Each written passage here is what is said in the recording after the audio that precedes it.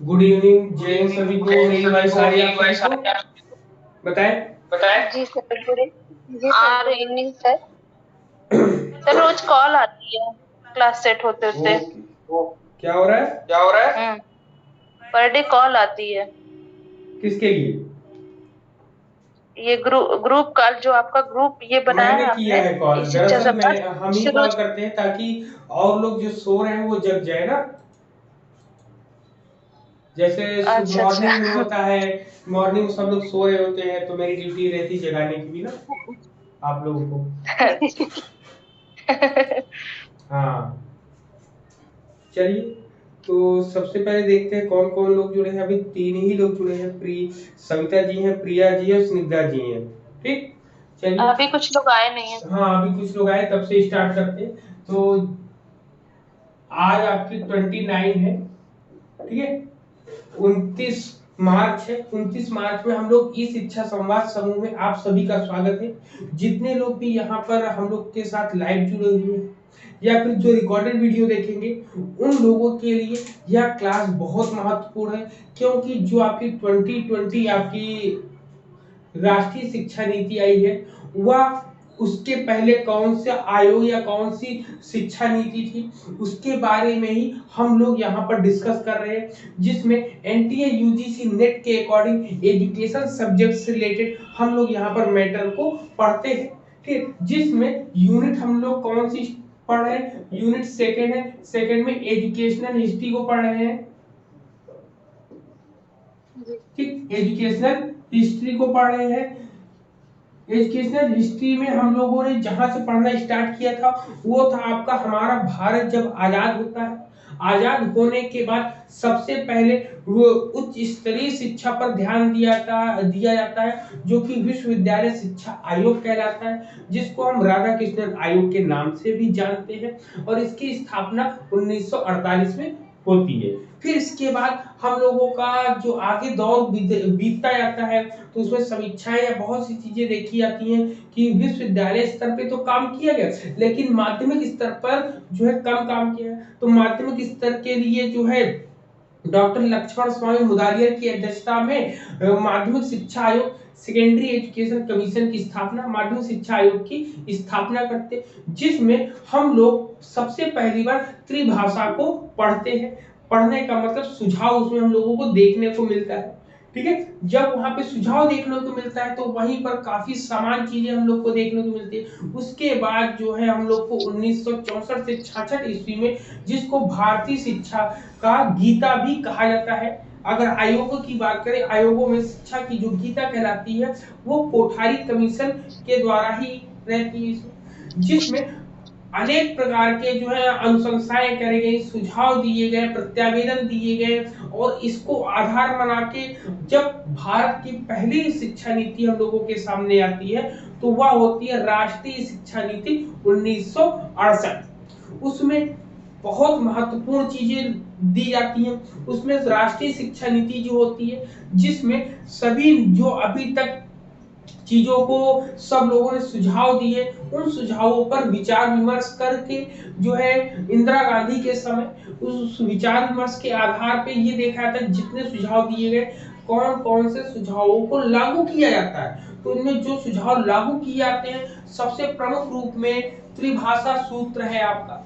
ठीक, त्रिभाषा सूत्र के बाद आपका 10+2+3 की बात जो कही गई थी उसको जोड़ने का प्रयास करते हैं यहीं पर। तो और आपको और इसमें क्या है, विश्वविद्यालय शिक्षा का प्रचार प्रसार प्रसार करने के लिए था। और एक मुख्य बिंदु जो हम लोग को देखने को मिलता है, प्रौढ़ शिक्षा, कि प्रौढ़ शिक्षा को भी इन्होंने बढ़ावा देने के लिए किया है।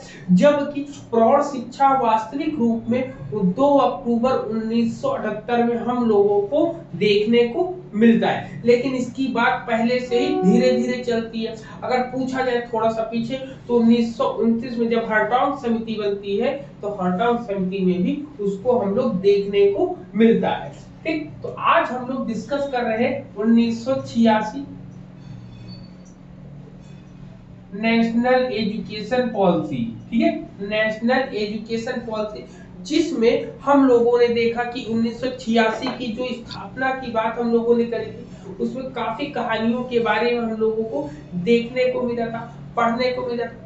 ठीक है, उसमें काफी चीजें हम लोग को यहाँ पर पढ़ने या देखने को मिला था। यहाँ पर क्लियर है अब इतनी। अब सबसे पहले इसको कितने खंडों में बांटा गया, या इसकी कहानी के बारे में हम लोगों ने बताया था ना कि 1986 की जो राष्ट्रीय शिक्षा नीति बनी थी उसकी कहानियों के बारे में बनाया था। तो चलिए इसको मुख्य रूप से सबसे पहले कितने भागों में बांटा जाता है, तो स्निग्धा बताइए इसको सबसे पहले कितने भागों में डिवाइडेशन किया गया है। सर इसी को 12 भागों में डिवाइडेशन किया जाता है। 12 भागों में डिवाइडेशन किया गया है, जिसमें यहाँ पर दिखाई दे रहा है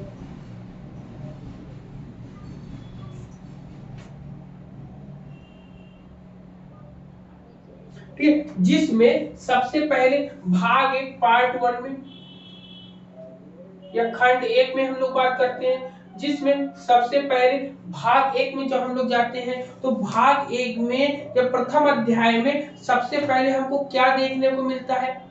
ठीक है, सबसे पहले हम लोगों को क्या देखने को मिलता है, या कहें तो इसका टाइटल क्या होगा, स्निग्धा ही बताए अभी टाइटल, इसका टाइटल क्या होगा पहले वाले का।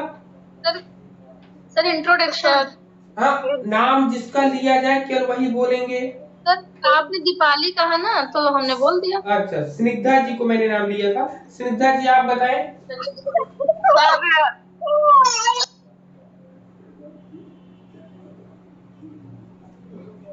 ठीक, इंट्रोडक्शन हो गया। चलिए 10 + 2 + 3। हाँ, और इसमें आपने बोला है कि इसके अंतर्गत 10 + 2 + 3 का जो स्ट्रक्चर है उसको सभी प्रांतों में लागू की गई है, ऐसा इनको समीक्षा में मिलता है। लेकिन 10 + 2 + 3 कब लागू हुई, 1968 के तहत जो है इसको लागू किया गया था, जिसमें नई चुनौतियों को तथा समायोजनता को, इन सब चीजों को लाने का प्रयास किया गया था। फिर नेक्स्ट सेकंड पार्ट जो होता है, ठीक है, पार्ट सेकंड पार्ट का टाइटल क्या होगा, जिसका नाम बोलेंगे वो बताएंगे हम लोग को।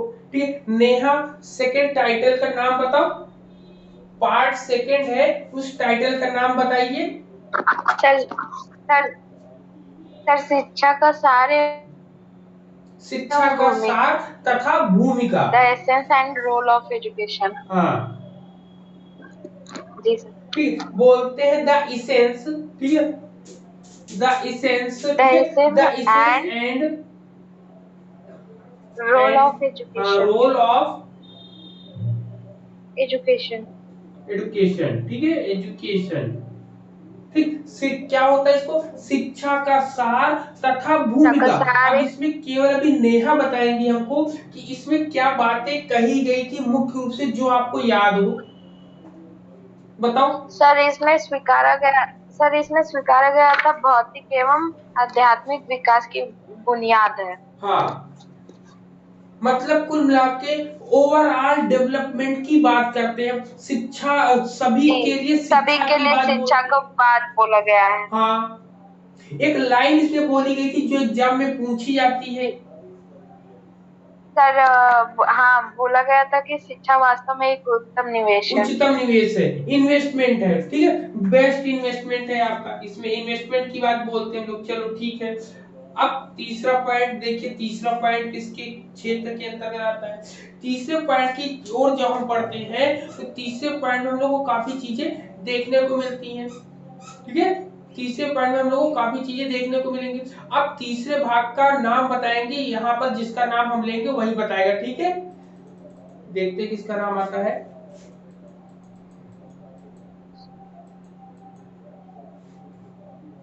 ठीक है, चलो तीसरा नाम जो है हम लोग को शैलवी है, शैलवी बताएंगे।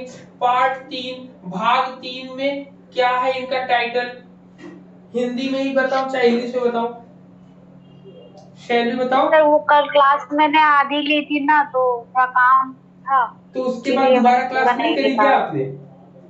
नहीं सर, वो थोड़ा बिजी थे इसलिए नहीं थी। चलो कोई बात नहीं, नेक्स्ट हम देखते हैं। प्रिया जी हमको बताएंगी इसमें, क्योंकि इसमें ज्यादा मैटर है तो प्रिया जी हमको बताएंगे इसमें क्या क्या चीजें होंगी। सबसे पहले टाइटल बताइए इसमें। सर इसका नेशनल सिस्टम ऑफ एजुकेशन, हाँ। शिक्षा की राष्ट्रीय प्रणाली। आगे इसमें मिनिमम लेवल ऑफ लर्निंग की बात की गई, मतलब शिक्षा के न्यूनतम स्तर के निर्धारण की बात की गई, और इंटीग्रेशन स्कीम लागू करने की बात की गई, समन्वयशी योजना, और हाँ एक निश्चित स्तर तक सभी छात्रों के लिंग, जाति इत्यादि भेदभाव को दरकिनार करके सबको समान शिक्षा देने की बात कही गई। जी, इसमें इतनी बातें कही गई कि सभी को मतलब स्कूल में या सभी को शिक्षा देने का जो स्तर था, इसमें इन्होंने सभी स्तरों को हटाकर केवल एक समानता लाने की बात, समान तुलनीय बोला था, समान गुण वाली शिक्षा देने, सभी की पहुंच में पहुंच सके। ठीक है, इसी में हम लोगों ने साक्षरता वाली बात भी पढ़ी थी, मिनिमम लेवल ऑफ लर्निंग, जिसमें कल हम लोगों ने पढ़ा था कि कक्षा 3 तक की जिसको ज्ञान होता है गणितीय और विज्ञान या इत्यादि, कक्षा 3 तक जितना भी इसको नॉलेज होना चाहिए वो अगर होता है तो वो लिटरेट या साक्षर कहलाता है हम लोगों के लिए। ठीक है, अब आते हैं पार्ट 4 वाले में देखते हैं। मनोज जी, एक गलती हो गई सर विज्ञान, हेलो, बोलिए। जो कोठारी कमीशन में हम लोगों ने बता दिया था 6% मतलब जीडीपी का खर्च करने की बात, तो मुझे थोड़ी डाउट थी, कल मैंने सर्च किया तो वो इसी में अब 86 में 6% जीडीपी का खर्च करने की बात, ये आप बाद में मतलब यहाँ जीडीपी मतलब कि जीडीपी का मतलब है कि शिक्षा पर निवेश, ग्रॉस डोमेस्टिक प्रोडक्ट, ठीक, एजुकेशन का 6% खर्च करने के बाद इसमें चली गई थी। ठीक है, ये कितने परसेंट बताया था इन्होंने? 6% बताया था। ठीक है, 6%। हम लोग गलती से कोठारी आयोग में बोल दिए थे, बट इसमें नहीं, इसमें है 1980। ठीक, लिख लेंगे। अच्छा, मतलब जो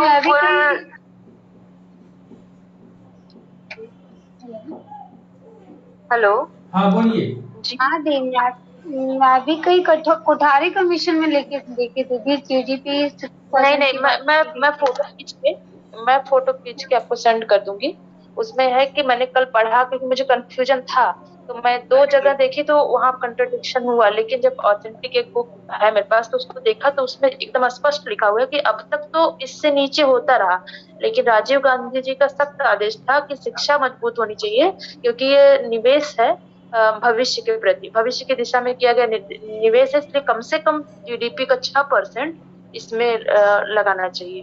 ठीक, तो हो सकता है जी इसमें बात की गई होगी और उसमें बोला हो गया होगा, जैसे सुझाव दिया गया होगा।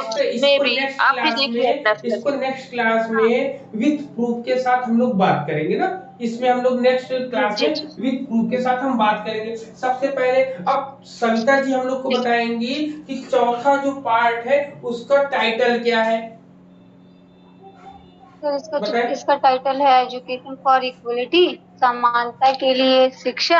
हाँ। और इसमें शैक्षिक अवसरों की समानता की बात की गई थी, जिसमें प्रौढ़ महिलाओं, अनुसूचित जनजाति, एसटी, एससी, ओबीसी शिक्षा सभी को शिक्षा देने का प्रयास करने की बात की गई थी कि इसमें सभी को शिक्षा शैक्षिक अवसरों की समानता, जब शैक्षिक अवसरों की समानता कहते हैं तो यहाँ पर जैसा आपने बताया इन सब चीजों को लेकर चलने की बात करिए। कुल मिला के इसमें एजुकेशन मतलब जो जितना काबिल है उसको उसकी काबिलियत के आधार पर उसको एजुकेशन देने की बात ये करते हैं यहाँ पर। इसमें मुख्य चीजें और क्या चीजें हम लोग को देखने को मिलेगी। अब हम लोग बात करेंगे दीपाली जी से, ठीक है, सब लोगों से बात करेंगे, दीपाली जी से हम लोग बात करेंगे जो पार्ट 5 5वें भाग के बारे में हम लोगों को बताएंगी। चलिए सबसे पहले इसके टाइटल के बारे में बताइए। सर इसमें जो टाइटल था वो ये था कि जो शिक्षा का पुनर्गठन होगा वो हर लेवल पे किया जाएगा, मतलब जितने विभिन्न लेवल होते हैं उन पे शिक्षा का पुनर्गठन, हाँ विभिन्न स्तरों पर शिक्षा के पुनर्गठन की बात की गई थी। रीऑर्गेनाइजेशन, ठीक है, क्या होगा? Reorganisation of education at different stages, ठीक, education at different stages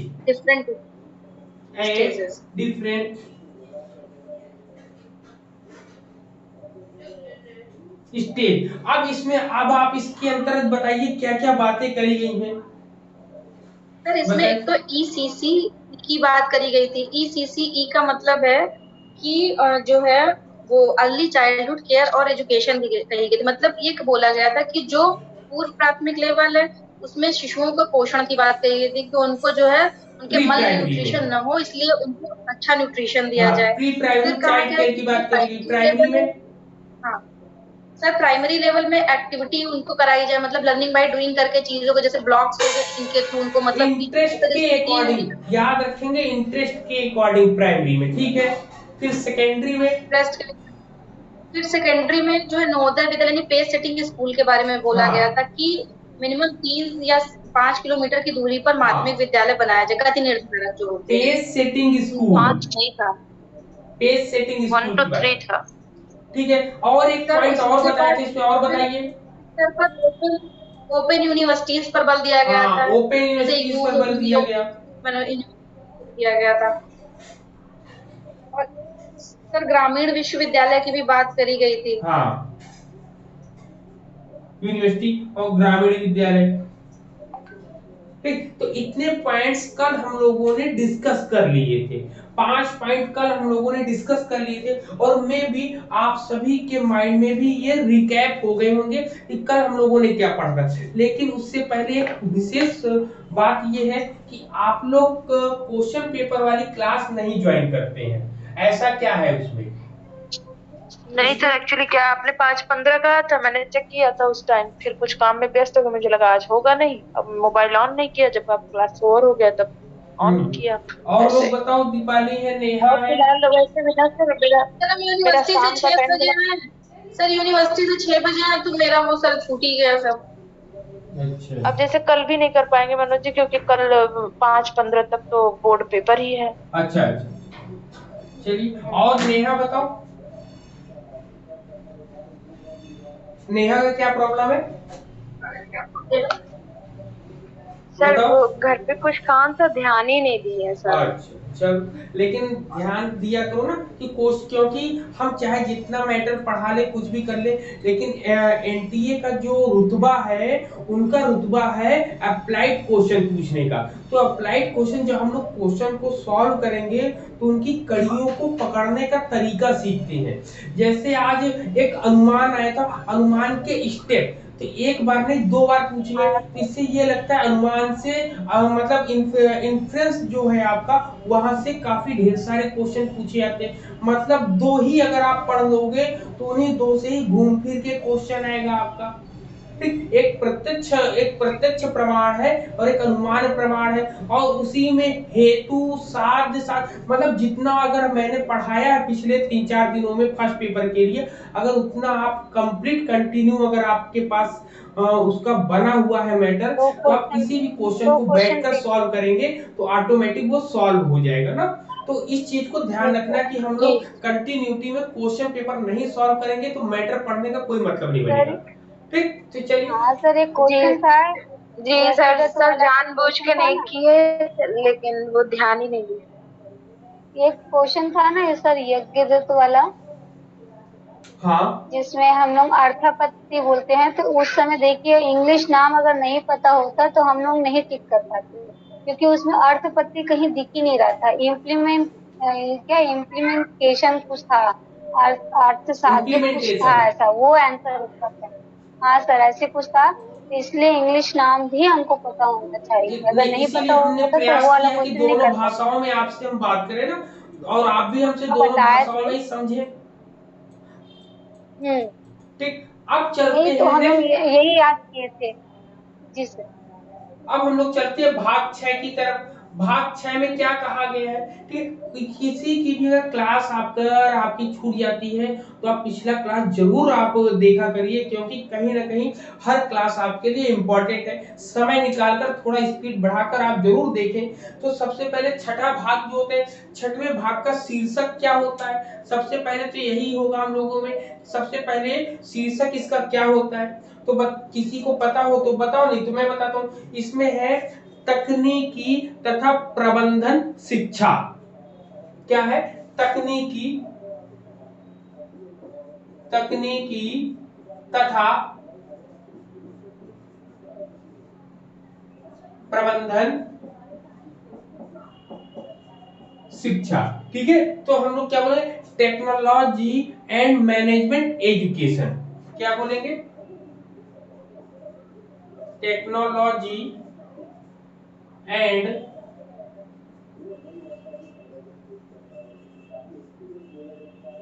management education. ठीक, एजुकेशन की बात करते हैं। अब इसमें क्या कहा गया होगा, अब इसके इसके टाइटल से ही हम लोग इसको पकड़ सकते हैं कि इसमें तकनीकी एवं प्रबंधन शिक्षा पर महत्व दिया गया है इसमें। ठीक है, तो इसमें इतनी ही लाइन हम लोग को पढ़ने को मिलती है कि इसमें यही चीजें बोला है। फिर इसके बाद नेक्स्ट आता है आपका क्या, नेक्स्ट आपका आता है सातवां, 7 भाग, भाग नंबर 7, पार्ट नंबर 7, जिसको खंड नंबर 7 किसी भी नाम से कह सकते हैं। इसका सर इसमें क्या बोला गया सर? क्या सर छठे में क्या बोला गया है? बस तकनीकी, ये क्या बोले, टेक्नोलॉजी एंड मैनेजमेंट एजुकेशन की बात कही है कि सभी को टेक्नोलॉजी के बारे में ज्ञान कराया जाए और प्रबंधन कैसे किया जाए विद्यालयों का, महाविद्यालयों का, उसके बारे में ये बताते हैं शिक्षा के परिप्रेक्ष्य में। ठीक, पॉइंट ऑफ व्यू एजुकेशनिस्ट के रूप में, एजुकेशनिस्ट के रूप में या एजुकेशन के रूप में कि आप टेक्नोलॉजी को किस प्रकार यूज करते हैं और या उसको उसको मैनेज किस प्रकार करते हैं, ये बताता है आपसे। फिर नेक्स्ट है आपका सातवां भाग, जिसका शीर्षक क्या हो जाएगा आपका जी। ठीक, इसके शीर्षक की अगर हम बात करेंगे तो इसका टाइटल हम लोग को क्या देखने को मिलता है, इसे बोलते हैं शिक्षा व्यवस्था को कारगर बनाना। क्या बोलते हैं सातवां भाग, शिक्षा व्यवस्था को कारगर बनाना या शिक्षा प्रणाली का क्रियान्वयन। क्या बोलते हैं, कारगर बनाना या बोलेंगे शिक्षा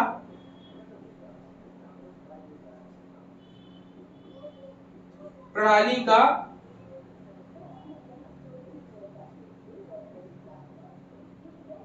ठीक क्रियान्वयन, शिक्षा प्रणाली का क्रियान्वयन। ठीक है, तो इसको बोलते हैं making the system work of education. ठीक है, मेकिंग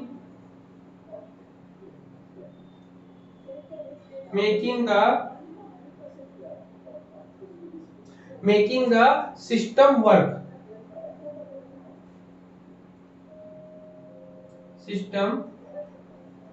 वर्क ऑफ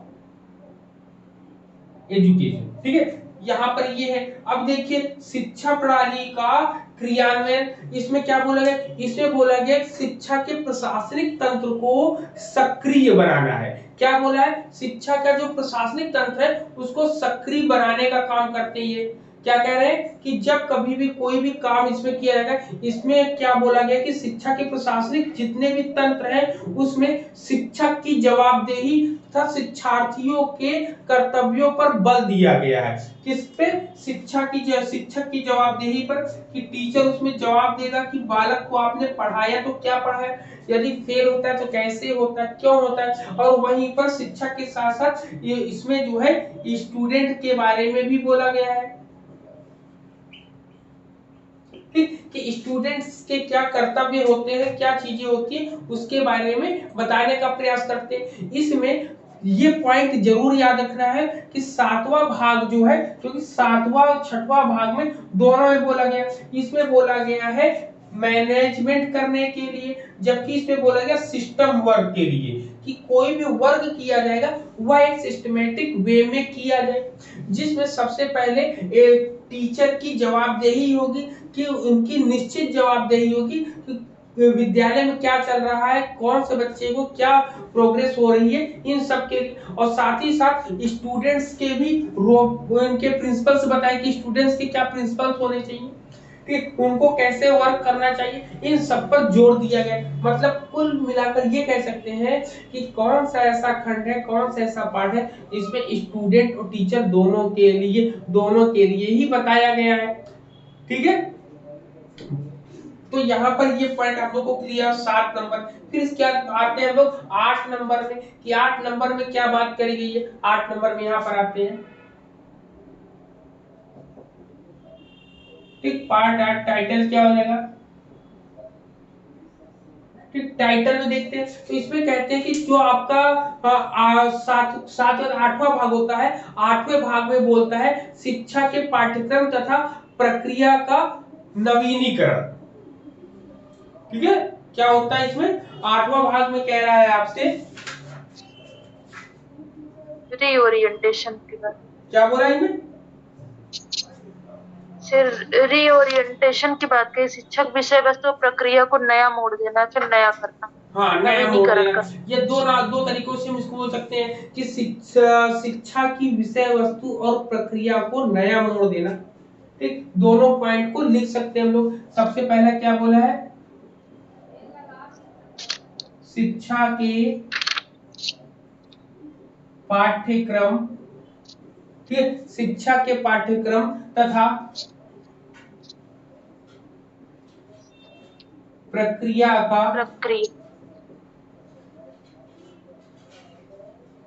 नवीनीकरण। ठीक, नवीनीकरण, या फिर हम हिंदी में बोल सकते हैं दूसरा, जैसा कि हमको बताया प्रिया जी ने कि शिक्षा की विषय वस्तु और प्रक्रिया को नया मोड़ देना। हाँ, शिक्षा की विषय वस्तु और प्रक्रिया को नया मोड़ तथा प्रक्रिया को नया मोड़।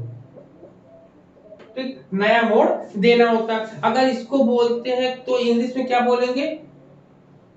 रीओरिएंटिंग द कंटेंट एंड क्या बोलेंगे? Reorienting the content and process of education. ठीक, reorienting the content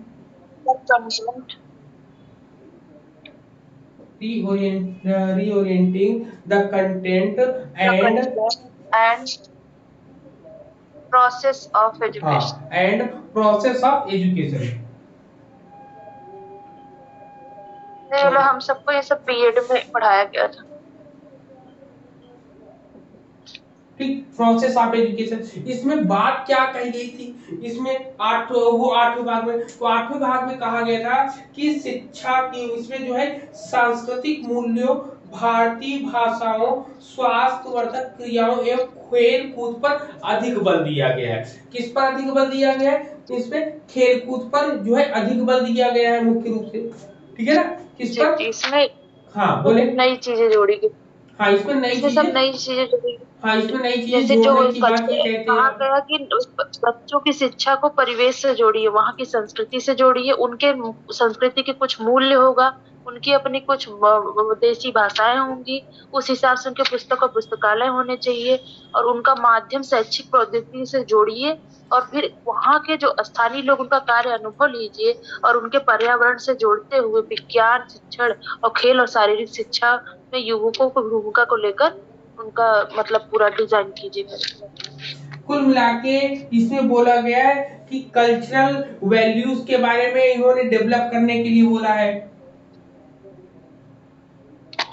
cultural development के लिए बोला इन्होंने। सबसे पहले पहला पॉइंट। दूसरे पॉइंट में ये बोलते हैं भारतीय भाषा, इंडियन लैंग्वेज, भारतीय भाषाओं का प्रयोग, भारतीय भाषा, इंडियन लैंग्वेज जो हो जाएगी नेक्स्ट। फिर इसके बाद इन्होंने बोला है कि स्वास्थ्य पर ध्यान दिया, हेल्थ पर इन्होंने ध्यान दिया। ठीक, स्वास्थ्य पर इन्होंने दिया, हेल्थ पर ध्यान दिया। हेल्थ के साथ साथ इन्होंने क्या दिया? स्पोर्ट्स पर ध्यान दिया, खेल कूद पर। ठीक है, स्पोर्ट्स पर अभी तक कहीं बात नहीं हुई थी। जब स्पोर्ट्स की बात करेंगे तो इनके साथ आपका क्या आएगा? एनसीसी आएगी। ठीक है, और क्या आएगा? एनएसएस। चलिए, एनसीसी की स्थापना नेहा बताए और एनएसएस की स्थापना जो है दीपाली जी बताए। एनसीसी की स्थापना नेहा बताओ। इनका टाइटल था सर खेल और शारीरिक शिक्षा। इन्होंने कहा था शारीरिक शिक्षा। हाँ, हमें नहीं याद है। नेहा जी आप बताएं एनसीसी की स्थापना।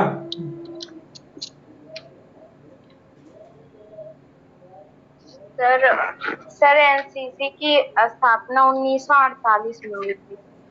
ठीक है, बस हो गया। अब दीपाली जी बताए एनएसएस की स्थापना।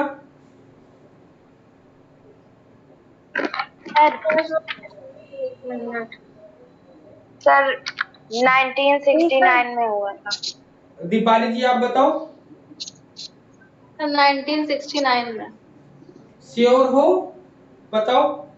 सर हाँ 1943 में हुआ था ना? किसकी? क्या क्या बात सर? है? एनसीसी की? ना, नहीं भाई, गलत। 1948 में हुआ था। क्या बताया है इसका? था। 1948 में स्थापना होती, जबकि एनएसएस की स्थापना हम लोग पढ़ते हैं 1969 में। ठीक है, याद रखना है लोग को।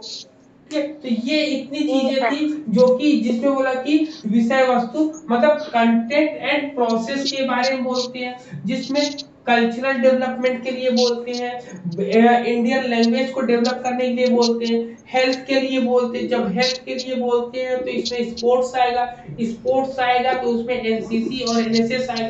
इसमें मूल्यांकन व सुधार की बात में, इसमें इवैल्यूएशन के बारे में इंप्रूव करने के लिए बोलते हैं, और ग्रेडिंग सिस्टम को लाने का प्रयास करते हैं। याद रखिएगा, ग्रेडिंग सिस्टम।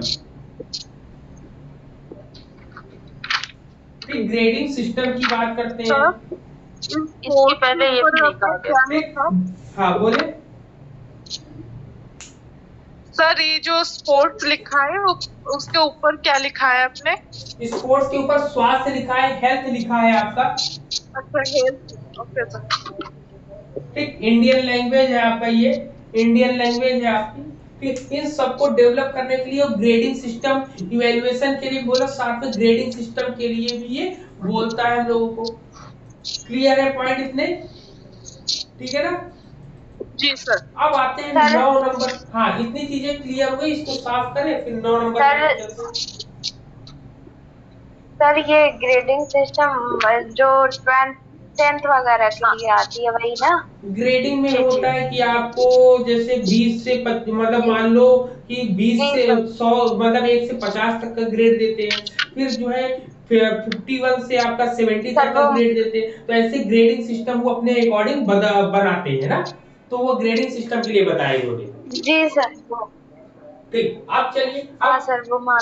हाँ अब हम लोग डाइट के बारे में पढ़ेंगे कि डाइट की स्थापना जो है इसके अंतर्गत होती है। ठीक है, किसके अंतर्गत होती है? 9वें भाग के अंतर्गत। कौन सा पार्ट है? पार्ट 9 में। पार्ट 9 जो है इंपॉर्टेंट क्यों हम लोग के पॉइंट ऑफ व्यू से? क्योंकि इसमें हम लोगों को देखने को मिलेगा जो हम लोग के एग्जाम के पॉइंट ऑफ व्यू से इंपॉर्टेंट है आपका। ठीक है, सबसे इंपॉर्टेंट है पार्ट 9। टीचर है ना सर? पार्ट 9। ठीक, पार्ट 9 का टाइटल क्या होगा बताओ? टीचर। हाँ टीचर एजुकेशन ना, क्या शिक्षक। ये एक इनका शीर्षक क्या था? क्या? शिक्षक। ठीक, तो लिखेंगे अध्यापक या शिक्षक, टीचर। ठीक, टीचर। इन्होंने इसके बारे में क्या बताया है 9वें भाग में? चलिए इसके बारे में भी हम लोग देख लेंगे। इन्होंने 9वें भाग में हम लोग को क्या बताया?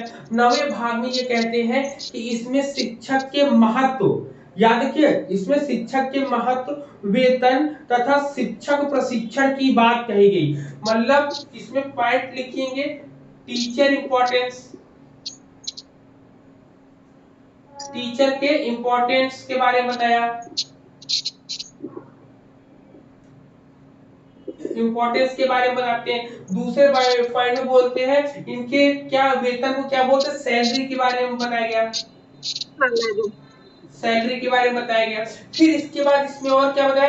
टीचर ट्रेनिंग के लिए बताया गया, टीचर ट्रेनिंग। ठीक, जब टीचर ट्रेनिंग की इसमें बात करी जाती है तो इसमें हम लोगों को टीचर ट्रेनिंग में एक चीज हम लोग को मिलती है, क्या? डाइट। डाइट।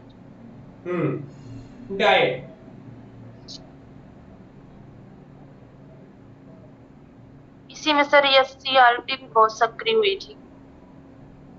हाँ, क्वेश्चन पूछा था डाइट। डाइट। तो डाइट की बात जो है, जब कभी डाइट की स्थापना की बात पूछी जाएगी तो डाइट की स्थापना कब होती है? तो डाइट की स्थापना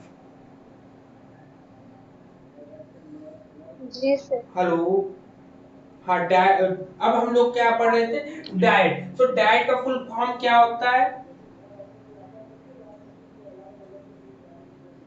ठीक, क्या होता है आपका डाइट का full form? District institute institute of of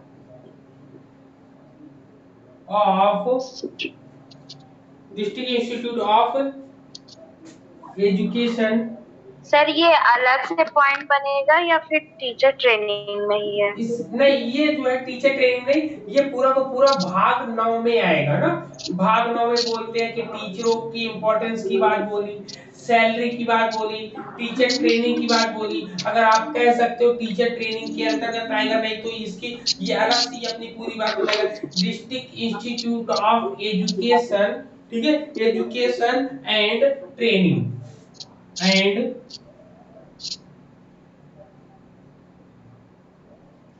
training. यदि आप हिंदी में भी बोलेंगे कर लें, जिला स्क्रीन मेरी चली शिक्षा जा रही एवं है। प्रशिक्षण संस्थान। क्या बोलेंगे? जिला, ठीक है, जिला शिक्षा एवं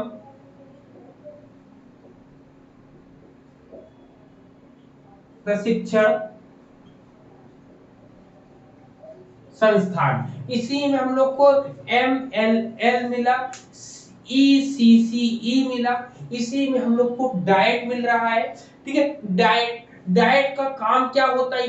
इसमें जो है सेवा, इसमें जो है काफी चीजें मिलती है। सेवा पूर्व और सेवारत पाठ्यक्रमों के आयोजन हेतु जो है इसमें, ये किस लिए बनाया गया है? इसका पर्पस क्या है कि इन सर्विस और प्री सर्विस, इन दोनों की सिलेबस को या करिकुलम को यहाँ पर अप्लाइड बताया जाता है कुल मिला के ना, इन सर्विस और प्री सर्विस। सर इन सभी का क्या बताया जाता है? In service pre in service service and pre service.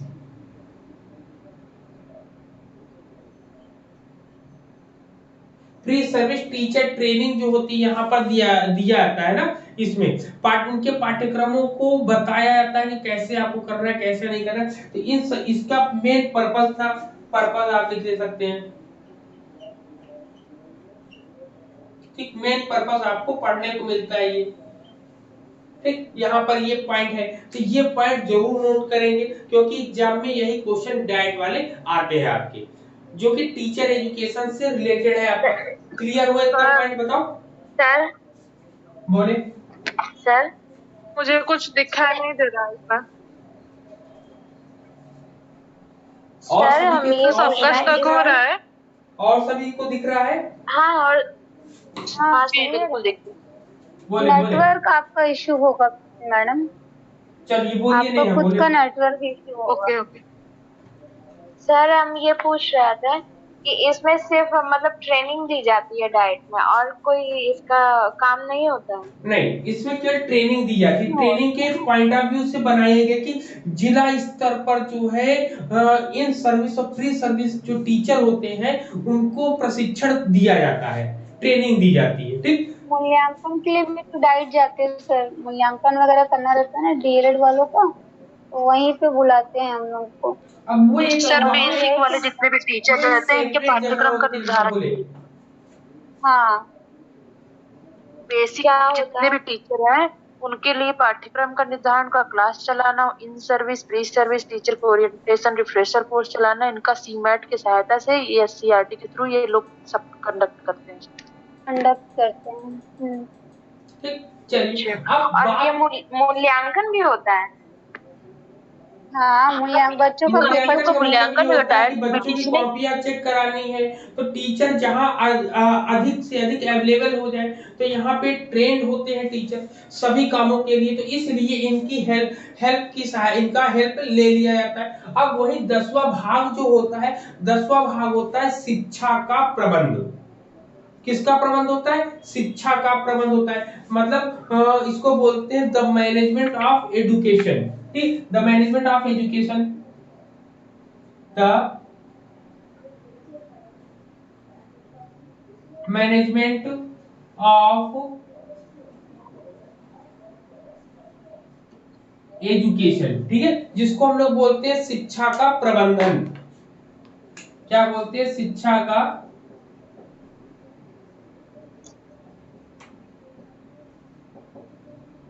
प्रबंधन। शिक्षा के प्रबंधन में इन्होंने क्या बोला है, प्रशासन का डिसेंट्रलाइज कर देना, मतलब एडमिनिस्ट्रेशन का डिसेंट्रलाइज करने की बात इन्होंने बोलते हैं। तो सबसे पहला पॉइंट हम लोग क्या बोलेंगे, प्रशासन का विकेंद्रीकरण बोला इन्होंने।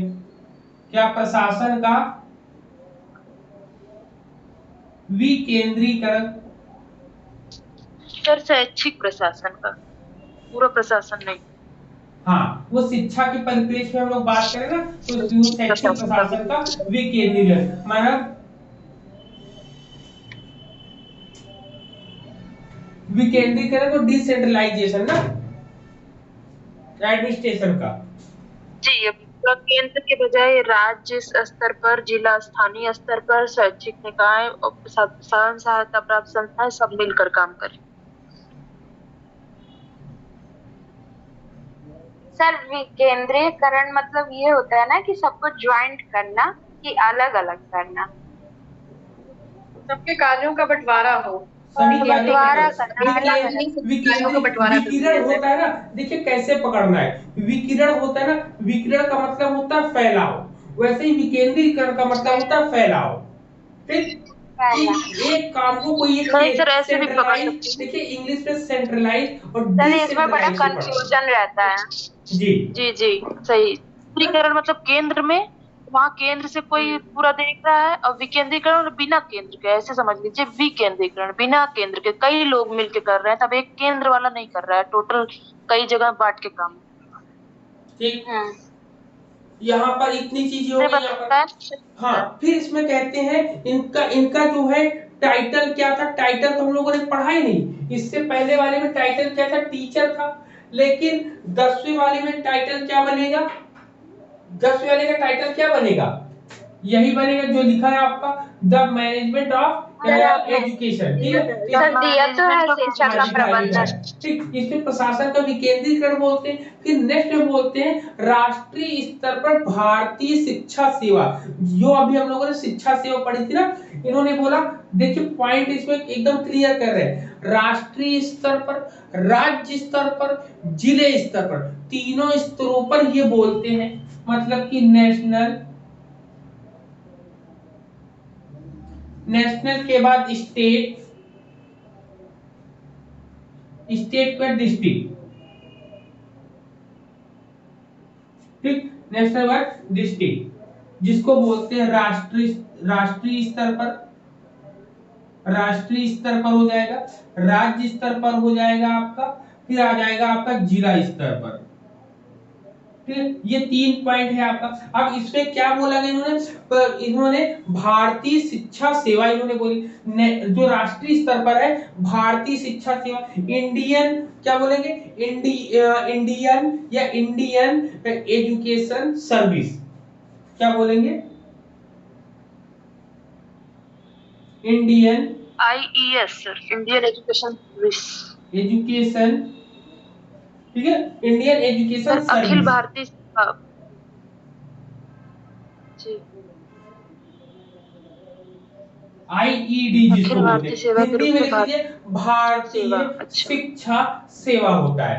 फिर इसके आता है स्टेट लेवल पर जी बोला जी। प्रांतीय शिक्षा सेवा, क्या बोलते हैं, प्रांतीय शिक्षा सेवा, प्रांतीय को क्या बोलेंगे इंग्लिश में, स्टेट, नहीं नहीं, प्रोविंस। प्रोविंस, हाँ सही कह रहे, प्रोविंस, क्या बोलेंगे, प्रोविंस। पहले यूपी का नाम स्टेट ऑफ प्रोविंस। प्रोविंस ना, जी प्रोविंस, हाँ। Education province, service. ठीक है, बोलते province education service, education service, जिसको बोलते हैं प्रांतीय शिक्षा सेवा। ठीक, प्रांतीय शिक्षा सेवा। ठीक है, फिर तीसरा पॉइंट डिस्ट्रिक्ट लेवल पर होता है, तो डिस्ट्रिक्ट लेवल में बोला गया जिला शिक्षा परिषद, क्या बोला गया, जिला सर इसको ही जिला शिक्षा बोर्ड भी बोलते हैं ना? हाँ, और ये जो प्रांतीय वाला है इसको ही राज्य शिक्षा सलाहकार बोर्ड भी बोलते हैं। इसको राज्य स्तर पे जो होता है ना, प्रांतीय शिक्षा सेवा, इसका सर नाम लिख कर आता है प्रोविंस वाले का राज्य शिक्षा सलाहकार बोर्ड, इसीलिए बोल रही हूँ क्योंकि वो लिख के ज्यादा आता है। राज्य शिक्षा सलाहकार बोर्ड, शिक्षा सलाहकार बोर्ड, सलाहकार बोर्ड, बोर्ड। स्टेट और इसका वाले का जिला शिक्षा बोलते बोर्ड। हैं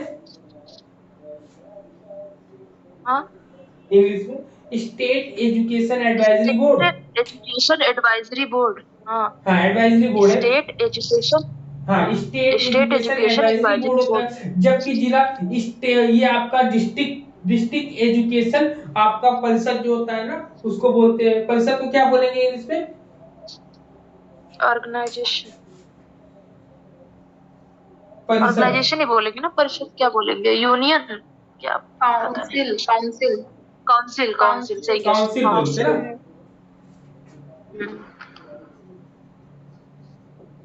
डिस्ट्रिक्ट एजुकेशन काउंसिल। काउंसिल, ठीक, काउंसिल। तो ये होता तो है। सर मुझे ये वाला शिक्षा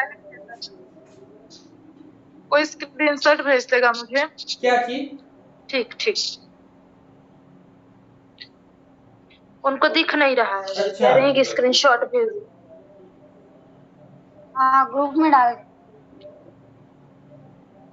हाँ, काउंसिल सही है, ठीक है, काउंसिल होता है। तो ये होता है, याद रखिएगा, इनके नाम पूछे जाते हैं, इसलिए हम इसको लिख रहे हैं, क्योंकि नेशनल लेवल पे जो आपका डिसेंट्रलाइजेशन होता है, ये डिसेंट्रलाइजेशन इन्होंने 3 भागों में डिवाइड कर रखा है ना, 3 भागों में। सबसे पहले नेशनल लेवल पे, जिसको Indian education service sir last वाला क्या होगा? लास्ट वाले में होगा जिला शिक्षा सलाहकार परिषद, नहीं। District education council. सर ये राज्य शिक्षा सलाहकार स्टेट बोर्ड को education advisory board, state education education advisory board. Advisory board होगा, है ना। ठीक, तो यहाँ पर डिसेंट्रलाइजेशन का मतलब हुआ, इन्होंने 3 डिवाइडेशन इन्होंने किए। सबसे पहले नेशनल लेवल पर, दूसरा स्टेट, तीसरा डिस्ट्रिक्ट लेवल पे।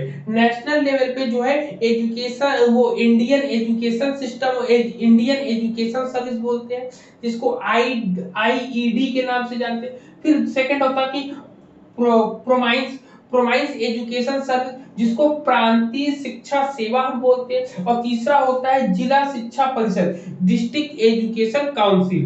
ठीक है, तो ये आपके इंपॉर्टेंट पॉइंट ऑफ व्यू से है। अब यहीं पर जो है, जो आप 6% बोल रहे थे कि शिक्षा पर 6% धनराशि व्यय करी जाएगी राष्ट्रीय आय का, तो यहाँ पर इसी लाइन में लिख लीजिएगा 6% जो है खर्च करने की बात, ये 10वें भाग में बोलते हैं शिक्षा के प्रबंध में। ठीक है, 6% धनराशि व्यय की जाएगी। ठीक है, धनराशि खर्च की जाएगी। सर इसमें जिला शिक्षा परिषद में वो दूसरा नाम कौन सा बता रहे थे आप? नहीं, वो राज्य वाले में नाम दूसरा था, जिसको बोलते नहीं प्रांतीय सर, ये जिला शिक्षा में, जिला शिक्षा में नहीं है, प्रांतीय में है, कि प्रांतीय शिक्षा सेवा बोलते, इसी को राज्य शिक्षा सलाहकार बोर्ड भी बोलते हैं।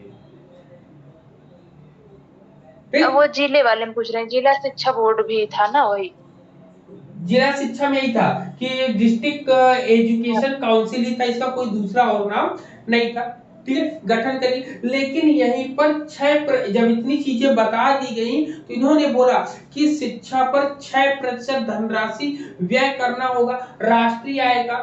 ठीक है, जीडीपी का 6% धनराशि खर्च करने की बात ये बोलते हैं। पॉइंट ये क्लियर हुआ सबको? बताओ इतने 10वां नंबर। जी जी जी। ठीक, तो 10वें के बाद अब आपके पास 11वां नंबर आएगा आपके पास। चलो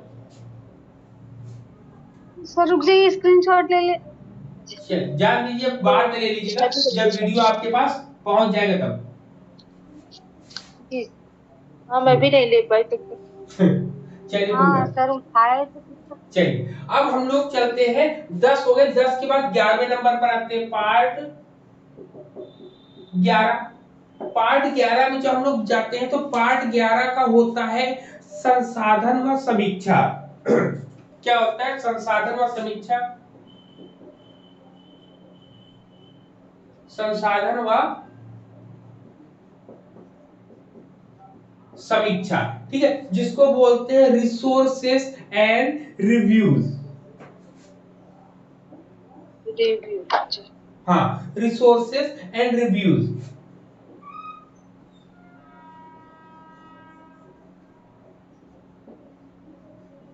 ठीक, रिसोर्सेज एंड रिव्यूज के बारे में बात करेंगे कि रिसोर्स क्या क्या होंगे। तो इसको लागू मतलब जो नीति लागू की गई है उसके परिणामों की प्रत्येक 5 वर्ष में समीक्षा की जाएगी, वह उसका मूल्यांकन किया जाएगा। मतलब ये बोलते हैं प्रत्येक 5 वर्ष में, ठीक है, इसको बोलेंगे प्रत्येक, प्लान ऑफ एक्शन आया था।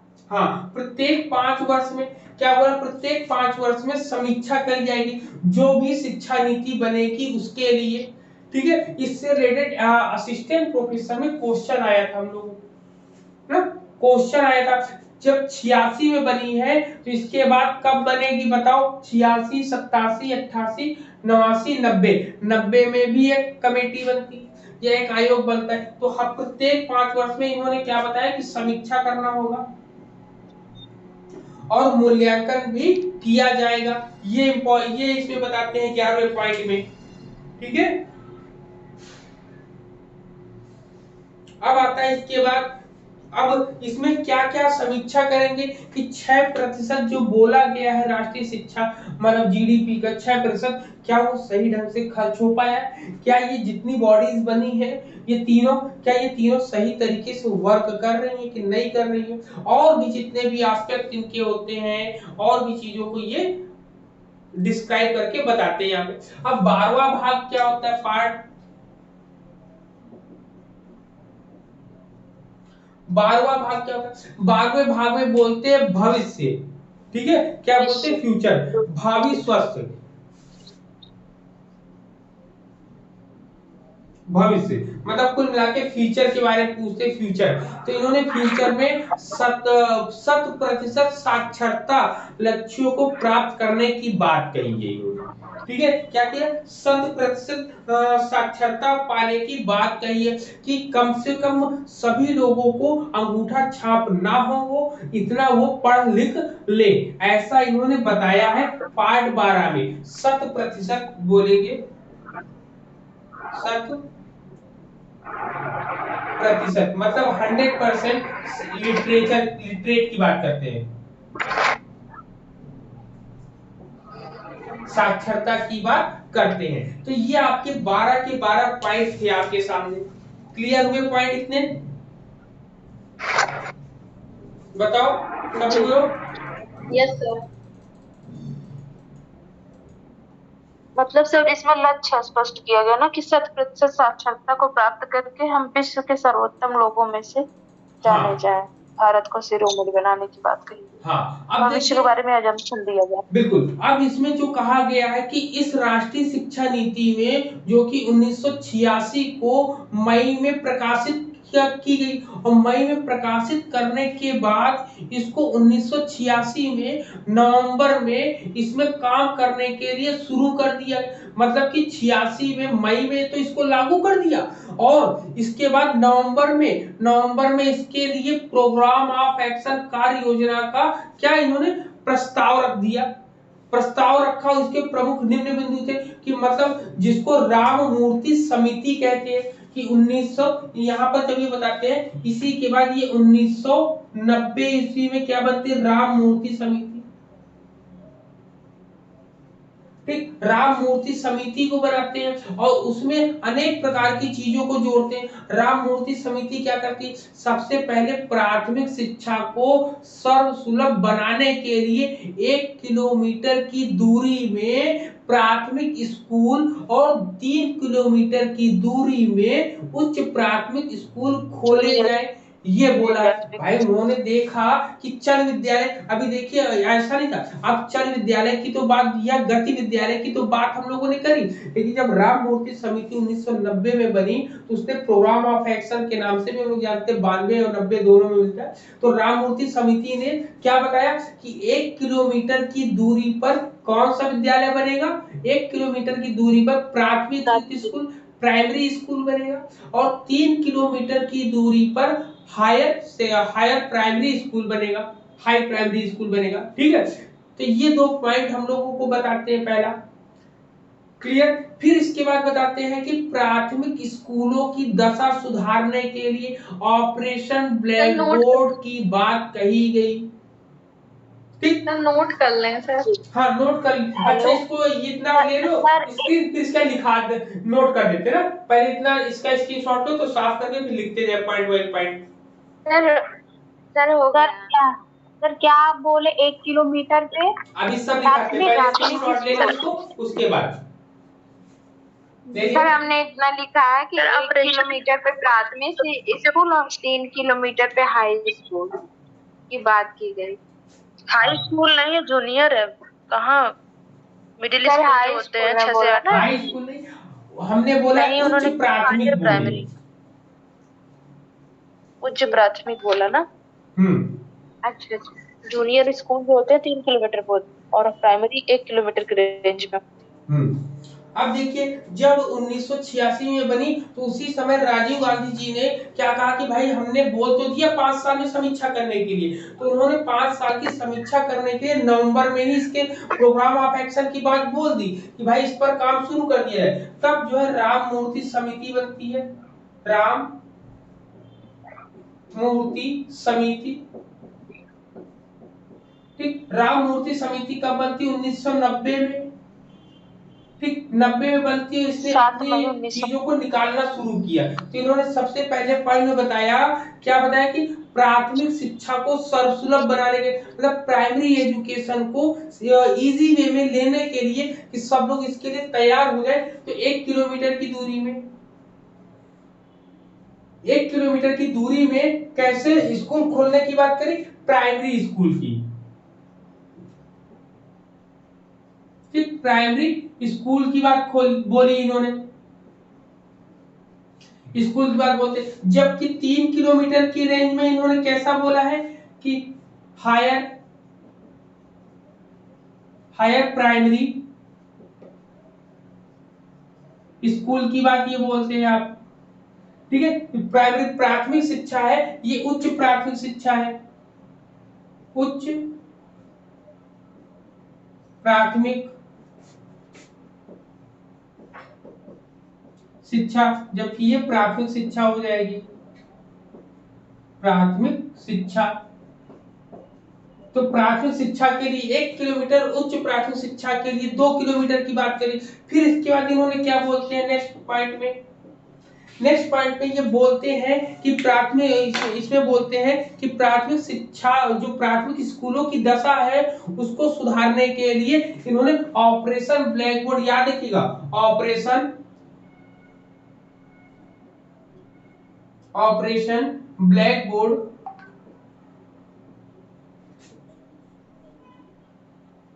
ऑपरेशन ब्लैक बोर्ड चलाया। इसमें जो लाइन बोली है ना, वो लाइन ही पूछी जाती कि ऑपरेशन ब्लैक बोर्ड क्यों चलाया जाता है, तो आप इसका रीजन लिख लो, लिखो प्राथमिक स्कूलों में, प्राथमिक स्कूलों में, ठीक है, प्राथमिक स्कूलों में उनकी दशा सुधारने के लिए, उनकी दशा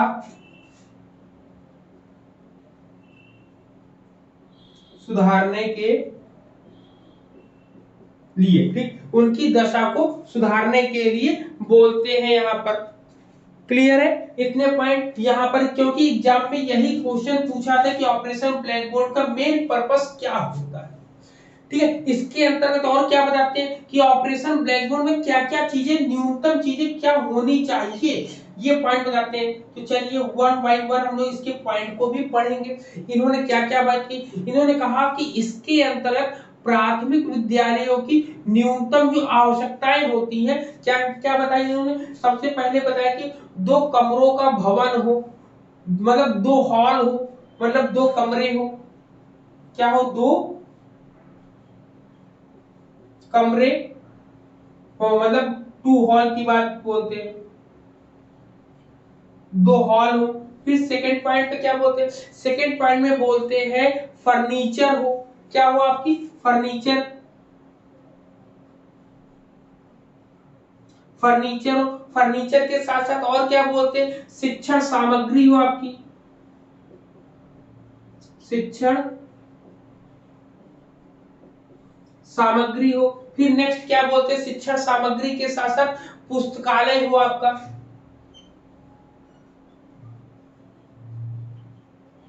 पुस्तकालय हो। पुस्तकालय के बाद इन्होंने खेल सामग्री की बात बोली,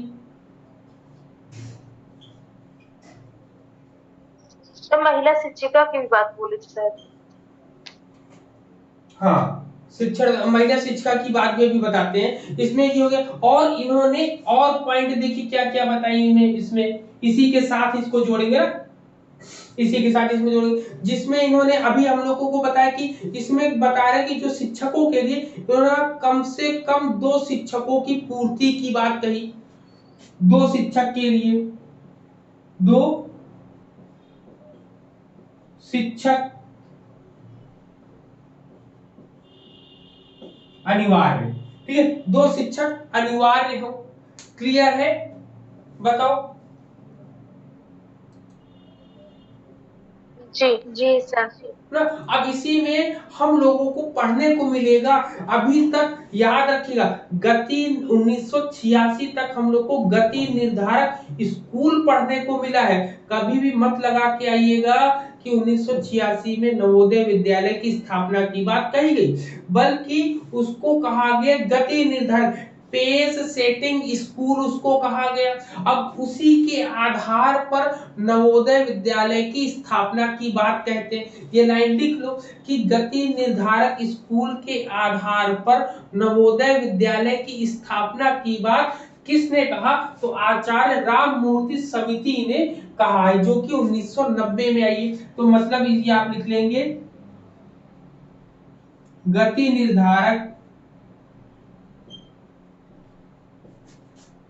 school, pace setting school, pace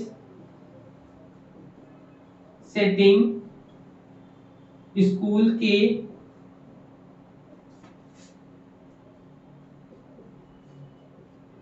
आधार पर, ठीक है, आधार पर नवोदय विद्यालय की स्थापना। सर 2 शिक्षकों में जिस 2 शिक्षकों की अनिवार्य उपस्थिति, साथ में एक कम से कम उसमें एक महिला हो, ये पूरी लाइन थी।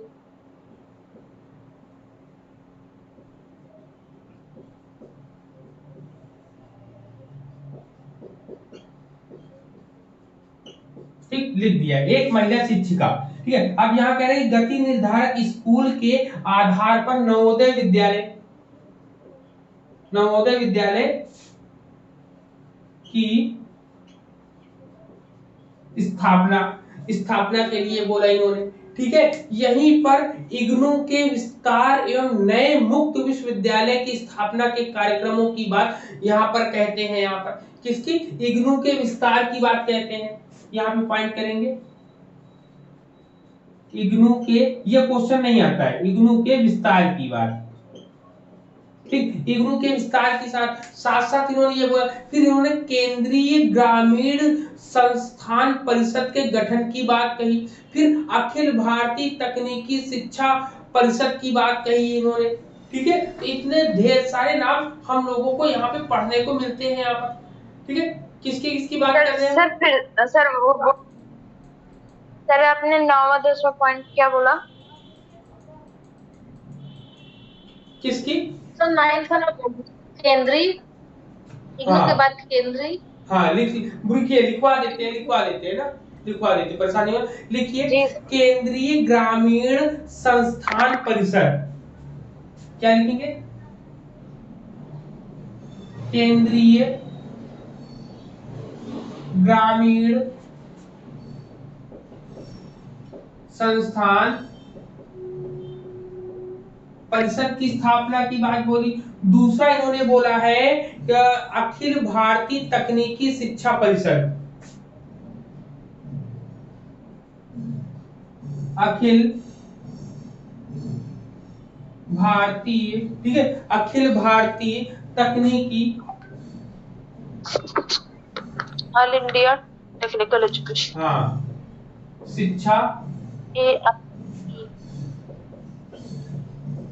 शॉर्ट में इसको क्या बोलते हैं बताओ, शॉर्ट में हम लोग AITE, हाँ, AISES, IASES बोलते हैं हम लोग, ठीक है, IASES बोलते हैं इसमें। क्लियर है इतना?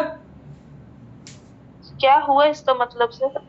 AISES यही हो जाएगा ना, हाँ। अखिल भारतीय क्रिया। सर तकनीकी तो टी आना चाहिए सर, टी तकनीकी तो कहीं टी आना चाहिए सर, टी क्यों नहीं आया कहीं?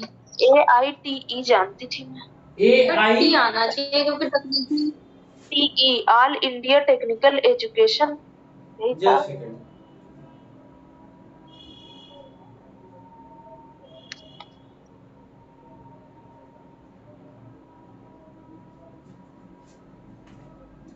इंस्टीट्यूट ऑफ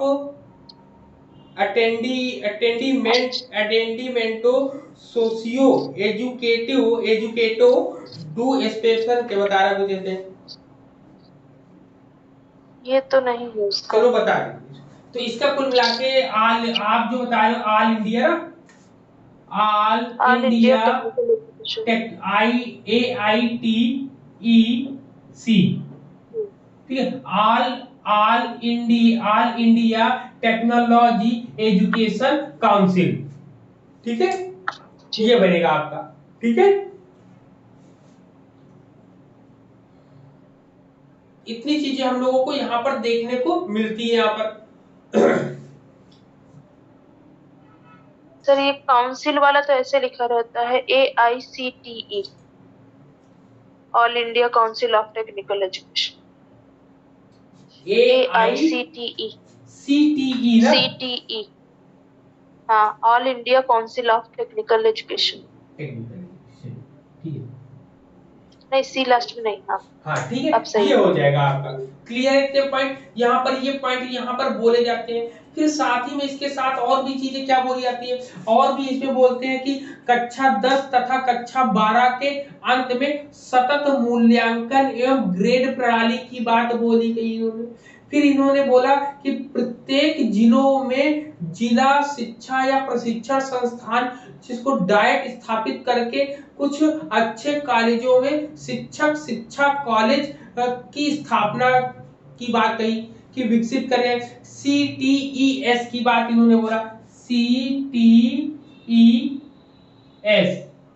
ठीक है, क्या बोला इन्होंने, अच्छे कॉलेजों को शिक्षा कॉलेज, क्या बोला है, शिक्षक सर CTE का पता है, यस क्यों आया पता नहीं, कॉलेज वो शॉर्ट में एस जोड़ दिया जाता है ना, छोटा सा एस जोड़ दिया जाता है। College of teacher education sir, इसका फुल फॉर्म है कॉलेज ऑफ टीचर एजुकेशन। हाँ, college of teacher education, S को अगर आप हटा दो कोई दिक्कत नहीं, लगाओ तब भी कोई दिक्कत, लेकिन CTE ऐसे ही आपको लिख कर आएगा ना कि कॉलेज ऑफ टीचर एजुकेशन लिख लो, कॉलेज ऑफ टीचर एजुकेशन ना, टीचर एजुकेशन देखने को मिलता है। फिर वहीं पर अगर आपने IASES की बात करी थी तो उसमें होता है कि कॉलेजों को उच्च अध्ययन शिक्षा संस्थान, ठीक है, उच्च अध्ययन शिक्षा संस्थान के बारे में यहाँ पर मिलता है। और यहीं पर NCTE को स्वायत्त दर्जा देने की बात करते हैं, किसको, NCTE को। सर इसके पहले क्या बोला आपने? बताते हैं, स्वायत्त दर्जा देने की बात करी। वहीं पर जो मैंने लिखा था IASES, इसको बोलते हैं हम लोग, इसको एक बार चेक कर लेते हैं, ठीक है, इसको बोलते हिंदी में भी लिखा है, इंग्लिश में भी, इसको ढूंढेंगे तो देख के बता दें। उसमें कह रहा कि कॉलेजों को उच्च अध्ययन शिक्षा संस्थान, ठीक है, उच्च अध्ययन शिक्षा संस्थान की बात ये बोलते हैं ना। ये इतनी चीजें यहाँ पर बात बोलते, इतनी चीजें करने के लिए यहाँ पर ये बताते हैं हमको इतने पॉइंट्स, ठीक है। और एनसीटीई का क्या होगा? इसका national council for teacher education, ठीक। अब यहीं पर प्रौढ़ों की शिक्षा के लिए जो आयु बताई गई थी 15 से 35 आयु वर्ग को स्वीकार किया गया, मतलब एडल्ट एजुकेशन, प्रौढ़ शिक्षा के लिए यहाँ पर लिखते हैं, प्रौढ़ शिक्षा के लिए जो आयु निर्धारित की वो 15 से 35 यहीं पर स्वीकार करी गई है, ठीक है।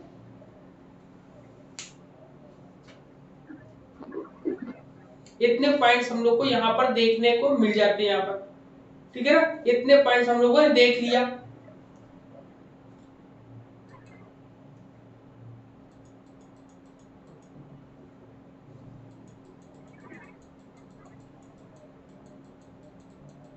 हेलो, मेरा स्टक था, क्या बताया आपने सर? बस जो बताया वही है, आपको उसके आगे कुछ नहीं बताया, ठीक है। तो इतने पॉइंट्स हम वही लोग को मतलब बस IAS ES तक सुनी थी। क्या होता है IAS एजुकेशन? नहीं, इसमें है इंस्टीट्यूट, उसके बाद एजुकेशन। IAS ES का होगा उच्च बाद अध्ययन अदर शिक्षा संस्थान। हाँ, इंस्टीट्यूट, फिर उसके बाद इंस्टीट्यूट NCTE उसके बाद अडल्ट एजुकेशन 15 से 35 को स्वीकार किया गया है। हाँ, अच्छा, एडल्ट, ठीक है। चलो, इतनी चीजें मिली, तो कुल मिला के हम लोगों ने इतनी चीजें कंप्लीट कर ली हैं। अब कल की डेट में नई चीजों को हम लोग पढ़ेंगे, ठीक है। और सुबह आपकी ये 6 बजे बताइए ही क्लास होगी। हाँ बोले सर, ये बताइए कि जैसे अगर ऑपरेशन ब्लैक बोर्ड की बात आएगी तो हम क्या कहेंगे? राम मूर्ति समिति का लगाएंगे कि इनका 1986 में? 1986 में कहाँ बात करी गई? इन्होंने कहा कि जब उन्होंने समीक्षा के लिए जब बनाया तो राम मूर्ति समिति ने इसको बनाने या इसको बताने की बात कही, ऑपरेशन ब्लैक बोर्ड की बात करी कि ऑपरेशन ब्लैक बोर्ड में क्या क्या चीजें होनी चाहिए। तो आप राम मूर्ति समिति के अंतर्गत ऑपरेशन ब्लैक बोर्ड की बात करी गई है, ना कि वहां पर बात करी। सर कुछ बुक्स में ऐसे देता है, इसलिए कह रहे हैं, मतलब प्रोबेबली तो मैंने वही पे पढ़ा है, 1986 में ही ऑपरेशन ब्लैक बोर्ड की बात रखी गई थी। आप इनकी बुक देख लें, क्या नाम है, मालती सारस्वत की बुक है, उनमें देख लें, SP गुप्ता सर की बुक में देख लें आप। इसलिए अच्छा। कह रहे हैं कि अब मतलब किसमें वाले में मारेंगे हम, ये दिक्कत हो जा रही है ना, क्योंकि मतलब क्लियर रहना चाहिए, इसमें गड़बड़ हो सकता है हम लोगों से।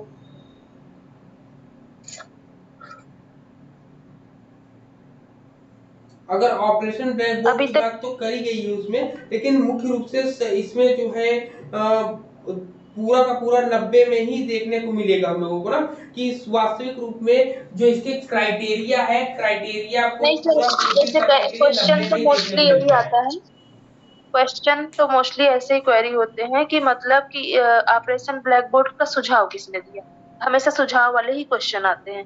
तो सुझाव की बात कहेंगे तो 1986 हो सकता है कि वो पूरे रूप में इम्प्लीमेंट ना हुआ हो, तो राम मूर्ति समिति ने समीक्षा के बाद ये लागू किया गया हो। लेकिन ये क्लियर होना जरूरी है कि ये गलत कर देगा आंसर ना। बिल्कुल बिल्कुल, इसको हम देख के बताएंगे आपको। जी यदि आप फिर से नेट एग्जाम दिलाओगे? नहीं, कुछ नहीं दूंगी अब। सर आपने इसके बाद कितना पढ़ाया? सर मेरा कनेक्शन कट गया था AICTE के आगे। AICTE, अरे बाप रे, अब वीडियो में देख लीजिए। चलिए ठीक है, सरिता जी। इतनी चीजें हैं तो याद रखना है। सुन लीजिए कि 1986 में बात तो करी गई है, लेकिन हम लोग सबसे पहले ऑपरेशन ब्लैक बोर्ड के बारे में जानेंगे समझेंगे, उसके बाद नेक्स्ट आगे बढ़ेंगे हम लोग ना। सबसे पहले हम लोग ऑपरेशन ब्लैक बोर्ड के बारे में ही बातें करेंगे, ठीक है जी चलिए ठीक है। तब अब जो है आप अच्छी सी नींद लीजिए। हाँ बोलिए, कोई बोलना चाह रहा है कुछ? सर हाँ सर हाँ हाँ सर बोलिए एक चीज पूछना था। बोलिए। हाँ सर, कमीशन और कमेटी में अंतर बता दीजिए। अरे वाह, बताया था ना ये एक बार। बताया हूँ। चलो आप में से ही कोई एक लोग इसको डिस्क्राइब कर दो। मैं क्लास नहीं ली थी। हाँ सर, चलो कोई एक और कोई लोग आपको बता रहे, बताओ इसमें से। क्या पूछा है सर? कमीशन एंड कमेटीज में डिफरेंस। कमीशन और कमेटी में डिफरेंस क्या है? अरे एक होता है कमेटी जो होती है वो एक बड़े पैमाने पे किसी भी समस्या को लेकर कमेटी तो कमीशन के अंदर आती है, कमीशन ही कमेटी को अपॉइंट करता है, लेकिन और क्या है? हाँ इसमें नहीं क्या बता है, रहे। कमीशन में जो होता है, देखिए सबसे सुनिए पहले सुनिए सुनिए कमीशन और पहले। कमेटी में क्या होता है, कमीशन एक बड़ा होता है। अब कमीशन जो बना है उस कमीशन के बारे में या उस कमीशन से संबंधित जो भी जानकारियां मिलेंगी ना, तो वो छोटी छोटी कमेटीज बनती है, ठीक है। जैसे बहुत बड़ी सर, संस्था होगी, सर। उस बहुत बड़ी संस्था की छोटी छोटी ब्रांचेस मिलती हैं या और भी चीजें मिलती हैं, तो वो आपका समिति के अंतर्गत आता है। समिति जो है उस कमीशन के बारे में ही थोड़ी बहुत बातें बताता है, या अलग से एक पार्ट उसका डिवाइडेशन करके बना देते हैं, या ये हम कह सकते हैं कमीशन जो है बड़ी जगह बड़ी होती है और समिति जो है छोटा होता है। हाँ आप बोले, अब आप। जैसे जैसे सर कमीशन जो होता है आयोग होता है वो बड़े मुद्दों को लेकर चलता है और वहाँ पे मतलब व्यवस्थित स्वरूप होता है। कमीशन जो होता है कभी कभी सुधार या फिर कोई छोटे उद्देश्य को लेकर किया जाता है। जैसे आपने एक बताया था ना राधा कृष्णन आयोग है, क्योंकि वो विश्वविद्यालय स्तर पे पूरा समग्र विश्वविद्यालय स्तर पे उसने काम किया, वो चीज इम्प्लीमेंट हुई। पर ताराचंद समिति थी जिसने सिर्फ कर समीक्षा किया कि माध्यमिक शिक्षा का क्या स्तर है, लेकिन बाद में मुदालियर आयोग बना। आयोग ने उस चीज को पूरे बृहद स्तर पर ले जाकर वहां पर समस्या खत्म करने तक की बात की। एक तरह से कह सकते हैं जो समिति बनती है वो छोटे मोटे सुधार के लिए और आमूल चूल स्थिति में परिवर्तन के लिए बनाए जाते हैं। जैसे हम लोग देख सकते हैं 1986 की जो राष्ट्रीय शिक्षा नीति बनी थी, उसका मूल्यांकन है, उसकी समीक्षा के लिए राम मूर्ति समिति का निर्माण करते हैं। तो समिति बनी थी, हमेशा समीक्षा समीक्षा के लिए नहीं लाया समिति है। बनती है सर। राम मूर्ति समिति ने 1986 में जो बनी थी उसकी समीक्षा करी, ठीक है, उसकी समीक्षा करी। तो यहीं पर हम लोग को मिलेगा कि 1992 में जनार्दन रेड्डी समिति ने जो इसकी समीक्षा करी, आचार्य राममूर्ति की सिफारिशों की समीक्षा करते हैं। तो याद रखें 92 में जनार्दन रेड्डी समिति जो बनती है वो ये इसकी समीक्षा करती, एक दूसरे की ही समीक्षा की बात यहाँ पे करते हैं। तो ऐसे लेकिन आप वही बीच में देखेंगे सर यशपाल कमेटी बनी, तो वहां पे जैसे छोटे जो मुद्दा जिनका बहुत ज्वलंत होगा और चीजें बहुत बड़े लेवल पे होगी वहां पे कमेटी आएगा। छोटी मोटी समीक्षा या सुधार के लिए जब कोई बैठक होती है तो कमीशन। हाँ कमीशन, ठीक है। एक बार फिर से बताइएगा, छोटी मोटी जैसे छोटी मोटी समीक्षा के लिए या फिर सुधार के लिए जो बैठक हुई वो आपकी कमीशन हुई। जो आयोग है वो पूरे नेशनल लेवल पे वर्क करने के लिए किसी बड़े उद्देश्य के लिए गठित की जाती है। सही कह रहे हैं ना सर? नहीं तो ये तो आपने कमीशन में बताया छोटे मोटे सुधार के लिए। छोटे मोटे सुधार नहीं कि ये याद रखिए, छोटे मोटे सुधार नहीं, समीक्षा के लिए बस। समीक्षा का मतलब उनको कहते हैं ना रिव्यू लेते हैं, कि रिव्यू में देखा था कि क्या चीजें इसमें यहाँ पर छोटे मोटे शब्द सही नहीं होगा, हैं। आमूल चूल सुधार के लिए ऐसे डाल लीजिए। आप छोटे मोटे शब्द खराब होगा उसमें, आमूल चूल सुधार के लिए। जैसे आपकी राम मूर्ति कमेटी आई जिसने 1986 के चीजों में कुछ आमूल चूल सुधार किए, पूरे नहीं बदले। आप समझ गए? ठीक है, क्लियर है इतने पॉइंट कि कुल मिला के कमेटी जो होती है वो ब्रॉड सेंस में है, और सॉरी कमीशन जो है ब्रॉड सेंस में है, कमेटी जो है वो आपकी छोटे सेंस में है ना जी। आयोग जो है बड़े सेंस में है और जो समितियां छोटे सेंस में होती है। वो आयोगों की समीक्षा के लिए हम लोग कमेटी छोटी छोटी समितियों का निर्माण कर लेते हैं, ठीक है। तो कल सुबह 6:15 बजे सबकी क्लास होगी, अटेंड जरूर करिएगा ना, ठीक है। चलिए बिल्कुल। बिल्कुल। ओके, सभी गुड नाइट, अच्छी गुड नींद। Night sir. ओके, जय हिंद।